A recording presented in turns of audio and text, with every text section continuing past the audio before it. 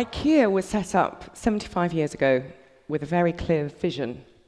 And the vision was to create a better everyday life for the many people, which is a Swedish phrase that basically means for as many people as possible.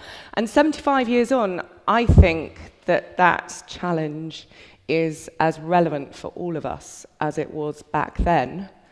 But we have some new twists, because we believe that sustainable living should be not a luxury, but something that's affordable. So we've been asking ourselves, what should we be doing to make life better for 2030? So we've given ourselves a bit of a big, hairy goal. What if by 2030 we could inspire and enable 1 billion people to live a better life within the limits of the planet? So we build on that philosophy of creating a better everyday life, but we take planetary limits as an absolute criteria. Now, worldwide, I think we actually have more than 120 projects in our markets that are all addressing this desire to be less wasteful and to live in a more circular way, where we're looking for these common themes so that we can scale up solutions, but that we're also trying to understand those personal differences more.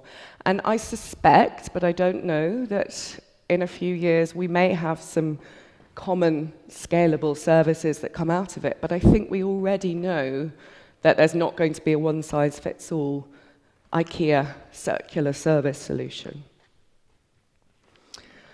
And we talk in IKEA about creating a new business within the next 3 years. So what if we can be smart about finding the areas where we can have biggest impact as a business and focus in that area? So as I've said, circularity is an area that we already know is a key challenge. So what if we could change our business to be something that supports mass circularity instead of mass consumption? So we have set ourselves up a new set of circular design principles, which mean that every product we make will need to be designed for circularity. So for longer use, for repurposing, for reselling, and ultimately recycling. And so by 2030, all our products will need to be made from materials that are either renewable or recycled.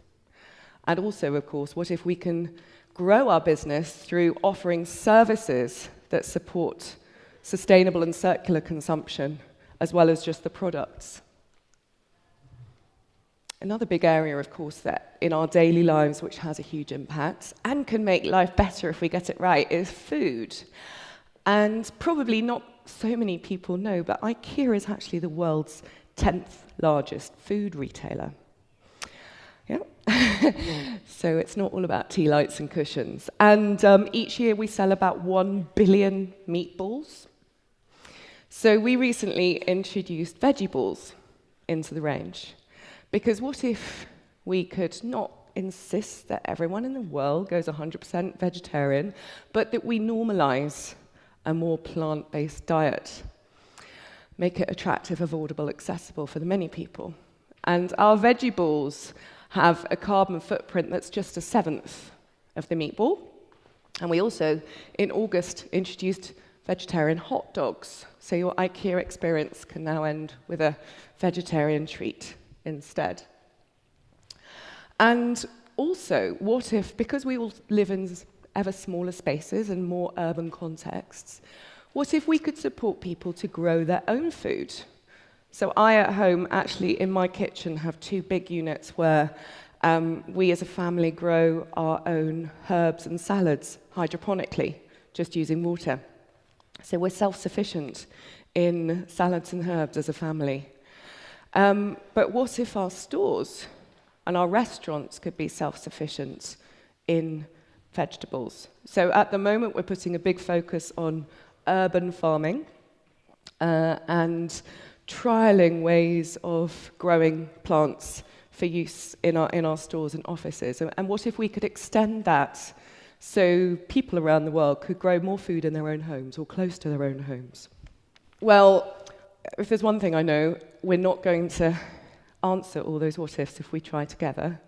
So I think one of my asks to you would be, what if we use all our brain power in this fantastic network to ask these questions together, to move faster, to create a better everyday life for the many people?